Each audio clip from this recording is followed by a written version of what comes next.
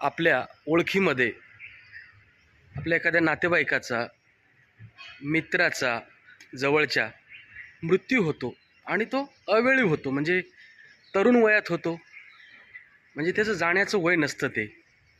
अशा वेळी तो गेला की आपल्या सर्वांना अतिशय दुःख होतं आणि मग त्याच्या जवळचे मित्र, नातेवाईक मला विचारतात किंवा एखाद्या एजंटाला विचारतात की सर त्यांची पॉलिसी होती का?